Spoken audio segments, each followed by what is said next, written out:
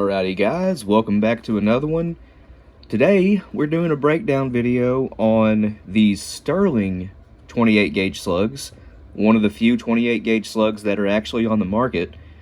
Now these weigh 2/3 of an ounce, which is apparently 18 grams. I believe that.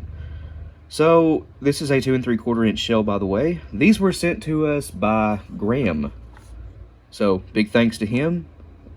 Obviously, well, maybe not obviously to you guys, but finding 28 gauge slugs in this area, that ain't gonna happen. I did know about these. I've seen them online. They're relatively cheap too, not very expensive. So I'm curious how these are going to do at the range. But anyway, going over the box here, it's a nice blue color. Actually, no. In person, this box is straight up green. Through the camera, it looks blue. iPhones have trouble picking up some shades of green and red. But yeah, this is seafoam green. Look up a picture of a Fender seafoam green guitar and you'll see the actual color of this box if you want to. I doubt anyone really cares that much, but it's not blue. It looks blue in the camera. But anyway, sadly the top of the box is covered over in this label, but it's nothing really too interesting. It's just the Sterling logo. It says Paula, which means hunting, I think. Slug. It has a crown on it, and you can see underneath it, it does just say, I think, high quality shot shells. That ain't true, because the Sterling shells we have tested in the past, namely the Tornado Slug, have been some of the worst shells on the market. They're just bad. The Tornado Slugs hit feet apart out of a lead sled through a rifle barrel or a smoothbore. Really is the worst slug on the market. But it just says Big Game Series, not Bean Game Series. I don't want to visit them. 18 grams. I wonder if the slug in this one is going to be the actual slug that's in the shell this time. Did I say that right? The slug shown here on the box is sort of like the BPI Thug Slug, and it is attached to a tail wad. So anyway, the slug that was in these Sterling mini shells for 12 gauge, the slug it showed on the box, completely different design and tail wad than what was actually in them. This side of it just says pieces 10 high quality shotgun shells. Quit lying. It says it right there too. They really want you to know how high quality their shotgun shells are. You can see the price. Again, these are not very expensive for 28 gauge slugs, which are very, very rare. The other side of the box is the same thing. Back of it is the same as the front. Bottom of the box is, turn it upside down so it's in English. Keep your shotgun shells at no more than 26 degrees Celsius. Room temperature, maximum humidity 65%. Who cares? But, I mean, overall, the box does look cool. Seafoam green is one of my favorite colors. Again, this looks blue, but it's not. Anyway, who cares about the box, right? We're here for this. And that is a 28 gauge Shadot Hall. Obviously 2 3/4 inch, roll crimped. Low brass this time. Again, that's steel, not brass. 90% of modern shotgun shells use steel. Oh, I wanted to say brass, but it's just brass plated. This has the CX50. I'd imagine it's the CX50, this being a small bore hull. The 32 gauge and 410 Shadot hulls have the CX50. But the head stamp is 28 with stars. Most people think that that is indicative of Shadot hulls, and it's not. Rio does the same thing. That is not an indication that your hull is a Shadot. That's not exclusive to them. But this does have a pretty nice roll on it.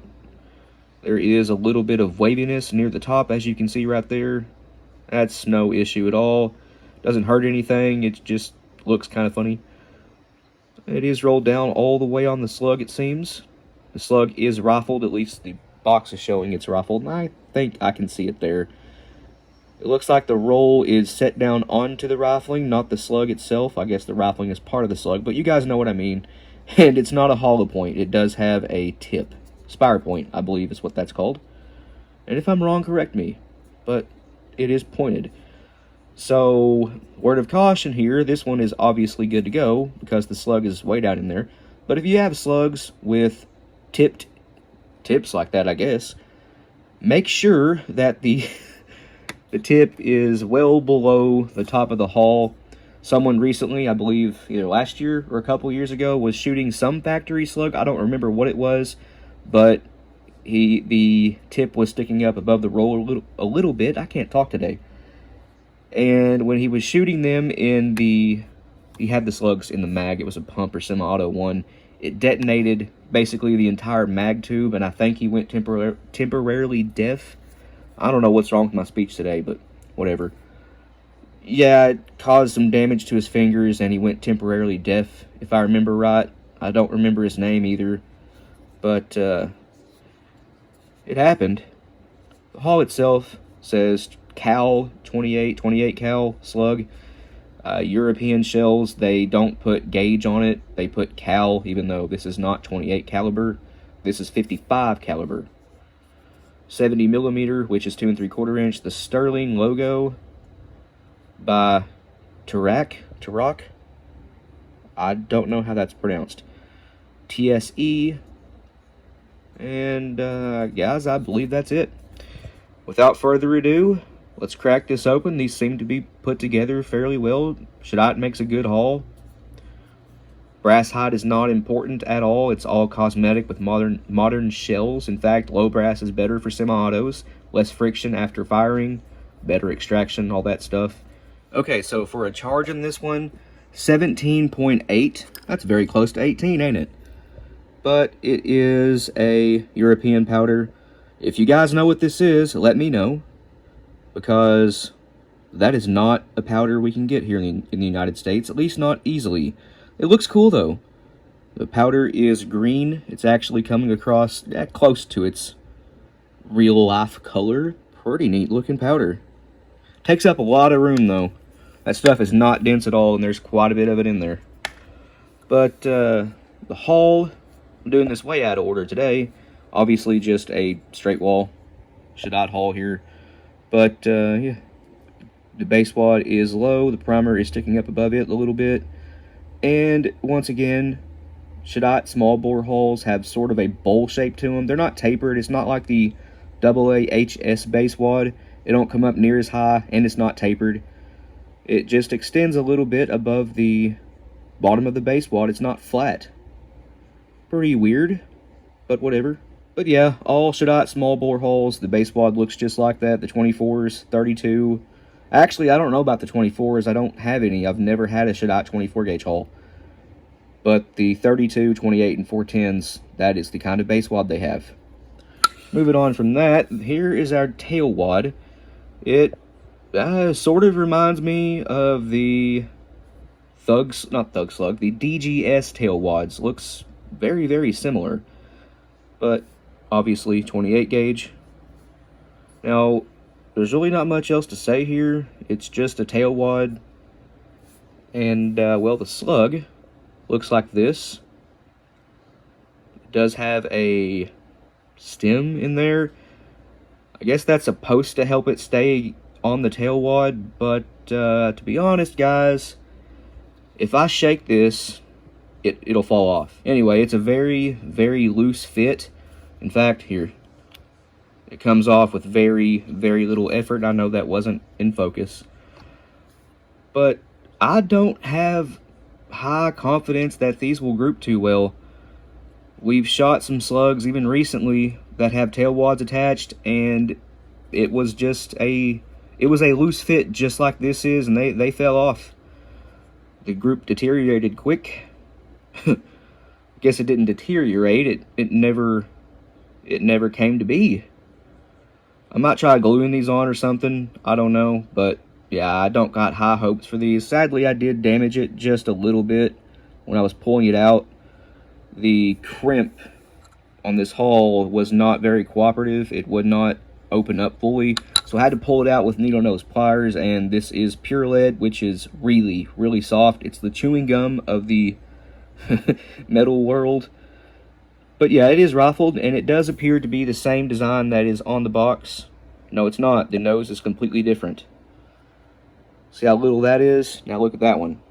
That is way bigger. But it does at least appear to be the same tail wad. We'll line it up at the same angle that is.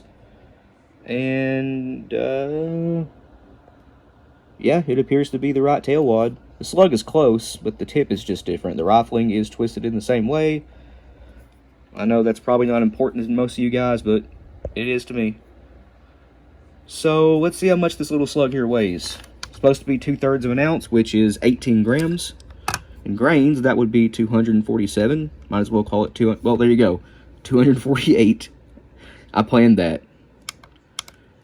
Ounces, that would be 0.566. That is not 2/3. 2/3 would be 0.66. So, they're lying about the slug weight. What's it weigh with the tail wad? I guarantee it's still not there. It's not. It's under 5/8. So, yeah, they're lying about the payload weight here, or the weight of the slug. Either way you want to measure it with or without the tail wad. 2/3 is 0.66. It's not it. Now, we roll over to grams. I think I passed it earlier. Yeah, 17.5 grams, not 18. Even with the tail wad. Without the tail wad, it's only 16 grams. You run into that a lot with factory slugs. Well, not just slugs, birdshot too, and buckshot. They lie about sizes, they lie about payload weights, they lie about speeds. And that's why we like to make our own. Anyway, moving on. Well, I guess that's it, actually. This is stupid simple. Just powder, tail wad, slug, roll. Very simple. Now, these being 28 gauge slugs, I love them. I love them already. Even if they don't group good, I still like them. Love 28 gauge. It is one of my favorite shotgun gauges. I'm very, very appreciative of Graham for sending these because, like I said, otherwise, I'd probably never have them. And yeah, one of us could have ordered some, me or Josh, but they're Sterlings. We've had pretty bad luck with Sterlings. Really didn't want to, spend the money plus shipping and tax for these. But who knows? They might actually do really, really well. And they're actually worth picking up. Now, Graham was saying that they did well for him, but he switched guns or maybe switched chokes or something. I can't quite remember. But they didn't group well with the change he made. Graham, if you're watching this, let me know or let us know in the comments why these stopped grouping good for you. I'd like to know because I just can't remember. Anyway, guys, I'm going to re-roll this and see if I can make it look presentable. I'm going to try. Now, for a 28 gauge roll crimp tool, I have the, it's in here somewhere, the BPI 28 gauge roll crimp tool. I don't have a reloaders network, so I'm going to do the initial roll with the BPI. I really don't like the BPI roll crimp tools. They make pretty, I hate to say it because I really like BPI as a company. They're really good people too, but their roll crimp tools, they leave a lot to be desired. But anyway, as I was saying, I'll do it with the BPI tool, and then I'll finish it and taper it, make it look pretty with the OTP, or BN4, I don't know. Either way, it should look nice. Whoops. Okay, so you guys saw what happened. This is in a 2.5 inch dot hole now, but that's okay. It did not need a 2 3/4 inch whatsoever. You guys can see that is still a fairly deep roll, not as deep as it was in a 2 3/4 inch, but the point is still well below the top of the hull, which is good. It did roll pretty well. I used the BPI and then the got BN2. The BN2 28 gauge crimper I have will not, under any circumstance, roll crimp a hull. It only really works as a crimp finisher, which is why I use the BPI one. I don't know why that one does that. The BN3 did it, and I gave it to Josh so he could, finish his shells. He does load 28 gauge now, but yeah, I just, the BN4 doesn't work either. There's something wrong with the 28 gauge BN2s I have, the GOPS. The OTP works okay, but I'm having to use the BPI to do the main roll and then finish it with the GOPS, so I don't know what's going on with it. It's weird, but anyway, it looks good. That's all that matters. A little bit wonky right there, but It'll shoot just fine. Back in the box it goes. But guys, there is a breakdown on Sterling 28 gauge 2/3 ounce slug, even though it's not 2/3 ounce. By the way, I forgot to mention the muzzle velocity is on the box listed at 1460, which would be a 2 3/4 dram equivalent for 28 gauge with that payload, even though it's not again. Anyway, this was a cool video. I really like 28 gauge and I love slug, so put the two together, I'm in. Anyway, guys, thanks for watching. We'll see you in the next one.